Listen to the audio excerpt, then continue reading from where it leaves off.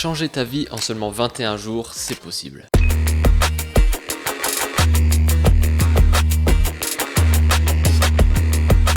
Salut, aujourd'hui on parle de transformation personnelle, d'habitudes et de la fameuse théorie des 21 jours popularisée par le docteur Maxwell Maltz. Alors, est-ce que c'est possible de réellement changer en 21 jours? Reste bien jusqu'à la fin de cette vidéo et tu vas découvrir tous les détails sur cette fameuse théorie.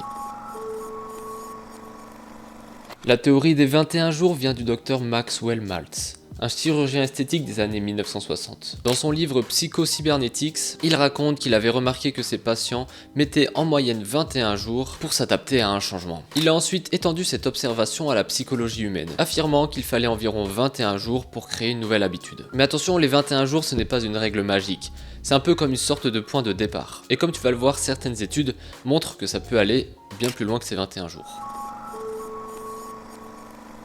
Une étude célèbre menée en 2009 par Philippa Lally, une chercheuse en psychologie, a révélé que la durée pour créer une habitude varie beaucoup. Elle peut aller entre 18 et 254 jours selon la complexité de l'habitude, avec une moyenne d'environ 66 jours. Ça veut dire que le changement en 21 jours d'une habitude, c'est faisable, mais peut-être pas pour tout le monde et peut-être pas en fonction de l'habitude que tu veux créer. Forcément, si tu te mets comme habitude de boire un verre d'eau chaque matin, ce sera beaucoup plus facile que d'aller courir 5 km par jour. Dans les deux cas, c'est faisable si tu t'y tiens, et je vais te donner quelques petits conseils juste après.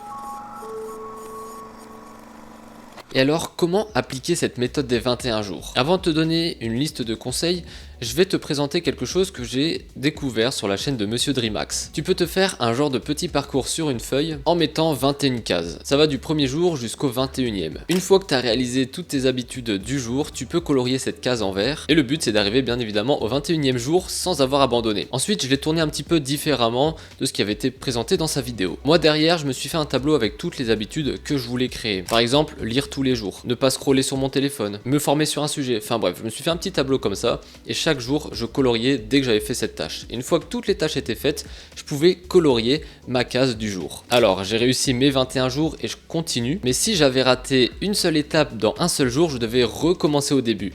Et je te conseille de faire ça, au moins tu es sûr de t'y tenir. Par la suite, pour éviter de gâcher du papier, j'ai continué sur Notion, je me suis fait un petit tableau et je coche à chaque fois que c'est terminé. Mais voici quelques autres conseils qui vont te permettre de tenir une habitude. Premièrement, définis un objectif clair. Ne dis pas je veux être en meilleure santé, mais dis plutôt je vais aller courir 5 km par jour. Plus c'est clair, mieux c'est. Crée des rappels et des déclencheurs. Tu as énormément d'applications et de logiciels qui vont te permettre de te mettre des rappels. Tu peux notamment utiliser Google Agenda, moi c'est ce que j'utilise tous les jours, mais n'importe quel agenda, que ce soit papier ou numérique, ça fonctionne. Tant que tu le gardes tout le temps avec toi et que tu t'y tiens, ça va t'aider à créer cette habitude. Moi personnellement, mon cerveau avait été habitué à créer des nouvelles habitudes, à me transformer, mais si toi tu viens de commencer dans ce domaine-là, je te conseille de te concentrer une seule habitude par une seule. Voilà, moi je me suis fixé plusieurs objectifs par jour parce que je peux me le permettre. Actuellement, je sais que je vais tenir, mais si toi tu viens de commencer, concentre-toi par exemple seulement sur la course à pied si tu as envie de courir plusieurs kilomètres par jour. Si tu commences à avoir plein de nouvelles habitudes,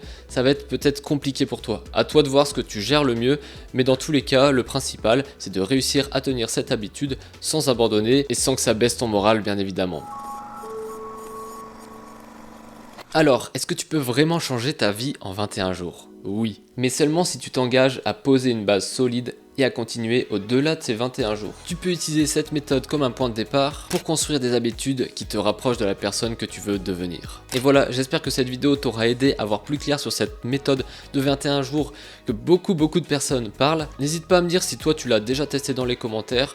Moi, en tout cas, je l'utilise régulièrement à chaque fois que j'ai envie de m'améliorer sur quelque chose. Tu verras qu'après ton cerveau, enfin en tout cas pour ma part ça a fonctionné, mais ton cerveau il va s'habituer à réaliser des habitudes et ce sera beaucoup plus simple. Et ce qui me permet aujourd'hui de réaliser plusieurs habitudes en même temps. Alors c'est pas forcément des trucs super compliqués. Voilà, à toi de voir ce qui te convient le mieux. N'hésite pas à me dire ce que tu en penses dans les commentaires. Je te remercie d'avoir suivi la vidéo. On se retrouve dans 2 jours pour la prochaine. Salut tout le monde.